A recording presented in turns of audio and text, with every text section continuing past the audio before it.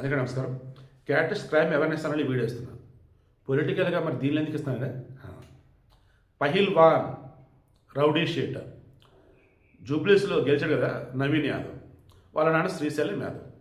వీళ్ళని రౌడీ షీటర్లు అంటూ బీఆర్ఎస్ వాళ్ళు ఎస్పెషల్ కేటీఆర్ నానా ఇది చేశాడు.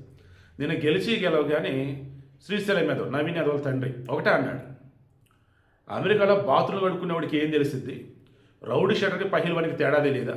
పహిల్వాన్ అంటే ఈ హైదరాబాద్లో ముందు నుంచి ఉన్నటువంటి వాళ్ళు. ఎవరు వీళ్ళు? పహిల్వాన్ అంటే మల్ల యోధులు. ఈ పహిల్వాన్లు ఒక రకంగా ఎలా చెప్తారంటే, ఎక్కడైనా అన్యాయం జరిగితే వెళ్ళి క్లియర్ చేసి వచ్చేవాళ్ళు అనుకోవచ్చు. అండ్ కొన్ని చోట్ల వచ్చేసి పహిల్వాన్ ఉన్నప్పుడు డబ్బులు వసూలు చేస్తారు, ఇది గవర్నమెంట్ చెప్తే. అంటే నిజాం రాజుల కింద ఉండేవాళ్ళు వీళ్ళు, ఇలా డబ్బులు వసూలు చేసుకొచ్చారు. ఇంకా చెప్పాలంటే పహిల్వాన్ అన్నప్పుడు మంచి భూస్వాములు అన్నట్టు. వీళ్ళు ఎక్కువ రియల్ ఎస్టేట్ చేస్తూ డబ్బులు బాగా సంపాదిస్తూ ఉంటారు. అలా ఆ చుట్టుపక్కల శ్రీశైలం యాదవ్కి మొదటి నుంచి కూడా ఏం పేరంటే, అతను లోకల్గా ఎప్పటి నుంచో అక్కడ ఉండటం, ఆయనకి చాలా ఇల్లు ఉండటం, స్థలాలు ఉండటం, రెంట్లకి ఇచ్చి వాటి మీద హ్యాపీగా లీడ్ చేస్తూ సిటీ ఎదిగేటప్పుడు ఇక్కడ డబ్బుల్ని రియల్ ఎస్టేట్లో పెట్టి బాగా డబ్బు సంపాదించారు.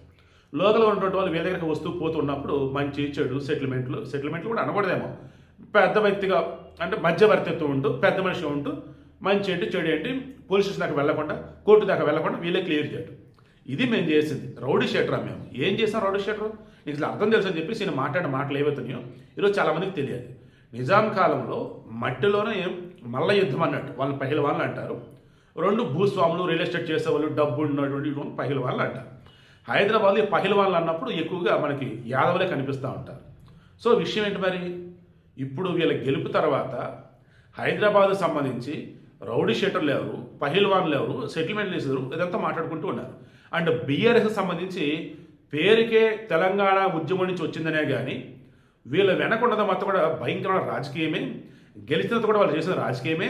ఇప్పటికి అదే రాజకీయం చేస్తున్నారు తప్ప లోకల్గా ఉన్న సంస్కృతి గురించి పట్టించుకున్నది లేదు, లోకల్ ప్రజానికానికి సంబంధించి మేలు చేసింది లేదు.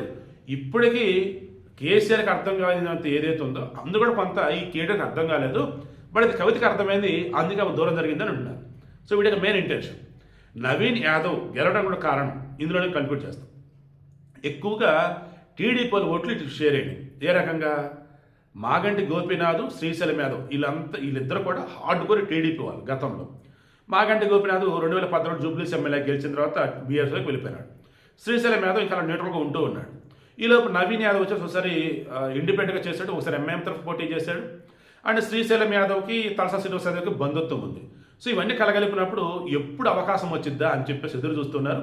అలా వాళ్ళ క్యాస్ట్ ఓట్లు, తర్వాత కాంగ్రెస్ పార్టీ అధికారంలో ఉంది వీళ్ళు ఓట్లు, తర్వాత వచ్చేసి అది మంత్రులు ఎవరైతే ఉన్నారో వాళ్ళంతా కూడా వెళ్ళి మొత్తం క్యాంపెయిన్ చేశారు.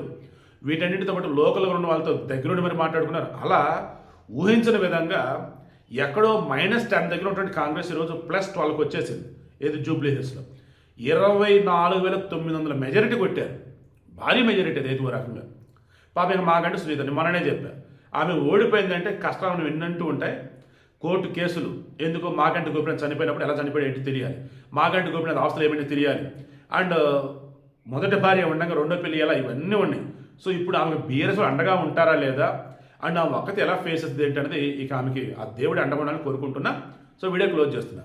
రాజకీయం కోసం లోకల్గా ఉన్నటువంటి కల్చర్ని కూడా తెలియకుండా, రాజకీయం కోసం ముందు వెనక ఆలోచించకుండా ప్రతిదాన్ని కూడా తప్పుగా చూపించాలని అనుకుంటూ ఉంటే లోకల్గా ఉన్నటువంటి వాళ్ళు అర్థం చేసుకొని కర్రు కలిసి వాత పెడతారు. సో ఫైనల్లీ టీడీపీ వాళ్ళు వచ్చేసి ఇప్పుడు మొన్నటి మాగంటి గోపీనాథ్ ఉన్నారు, ఇప్పుడు ఆయన లేరు కదని చెప్పి మొత్తం శ్రీశైలం యాదవ్ సైడ్ వచ్చేసారు. అండ్ బీఆర్ఎస్ వాళ్ళు వాళ్ళకి ఓటేసుకున్నారు. ఇక కాంగ్రెస్ అన్నప్పుడు ఎంఐఎం వాళ్ళు మొత్తం సపోర్ట్, కాంగ్రెస్లో ఉండనే ఉన్నారు. ఓవరాల్గా ఈరోజు నవీన్ యాదవ్ గెలుపుకి ఎన్నో కారణాలు, వాటిలో మెయిన్గా వాళ్ళ నాన్న ప్లస్ పాయింట్ శ్రీశైలం యాదవ్. లోకల్గా చాలా మంచి పేరు ఉండటం, అండ్ మొదటి నుంచి కూడా టీడీపీకి కంచుకోవడం లాంటి గ్రేటర్ హైదరాబాద్లో ఆయనకు మంచి పట్టు ఉండటం, అందరిలో పరిచయం ఉండటం, చివరికి వాళ్ళ కొడుకుని గల్లీ పోరాడి నుంచి ఈరోజు అసెంబ్లీ అధ్యక్ష అనే దాకా వెళ్తున్నాడు. ఏ రకంగా? మొన్న రేవంత్ రెడ్డి ఇదే అన్నాడు, ఈ పిల్లగాడు ఇక్కడున్న పిల్లగాడు ఈరోజు ఎదగాలని నిధిలో ఒక ఎఫర్ట్ పెట్టాడు, మీరంతా చెయ్యందించండి, ఓటేయండి, ఈ అభివృద్ధిని ఈ ప్రాంతం అంతా కూడా తెలుసు, చిన్నప్పటి నుంచి ఇక్కడే ఉన్నారు, అభివృద్ధి అది చేస్తారన్నారు. ఇవి నవీన్ యాదవ్ మెచ్చుకోవాలి. అతను కూడా ఈ జూబ్లీస్ నియోజకవర్గంలో ఉన్నటువంటి ప్రభుత్వ స్కూల్ ఏవైతే ఉన్నాయో అవి మోడర్నైజ్ చేస్తాం, అండ్ పేదలకు సంబంధించి ఏవైతే నిత్యావసరాలు అందిస్తాం, ఓవరాల్గా నల్లాలు కానీ రిమైనింగ్ అన్ని కూడా అద్భుతంగా డెవలప్ చేస్తామని చెప్పున్నారు. ఆ రకంగా ముందుకు వెళ్ళాలి. రేవంత్ రెడ్డి సైతం ఒకటే అనమాట, రాను రోజులలో జిహెచ్ఎంసీలో వీళ్ళు గెలవాలి అంటే పోటాపోటీగా బీజేపీతో నువ్వని అన్నట్టు వీళ్ళు ఉండాలి అంటే బీఆర్ఎస్ రీప్లేస్ చేసి కాంగ్రెస్ సెకండ్ ప్లేస్లో రావాలా లేదా ఫస్ట్ ప్లేస్ రావాలా అనుకున్నప్పుడు గెలిచినటువంటి చోట్ల గట్టిగా వాళ్ళు డెవలప్మెంట్ చేసి చూపిస్తే వీళ్ళని గెలిపిద్దామరా అన్న ఫీలింగ్ అయితే వస్తుంది. ఆ రకంగా సక్సెస్ అవ్వాలని కోరుకుంటున్నా. వన్స్ అగైన్ నవీన్ యాదవ్కి కంగ్రాచులేషన్ భయ్యా. మీరు అసెంబ్లీలో ద బెస్ట్ వేలో ఎదగాలి, ప్రజల కోసం పోరాడాలి, అంతిమంగా మీ నాన్నగారి పేరు నిలబెట్టే విధంగా మిమ్మల్ని ఎన్నుకున్నటువంటి వారి యొక్క నమ్మకాన్ని నిలబెట్టే విధంగా మీరు గొప్పగా ఉండాలి.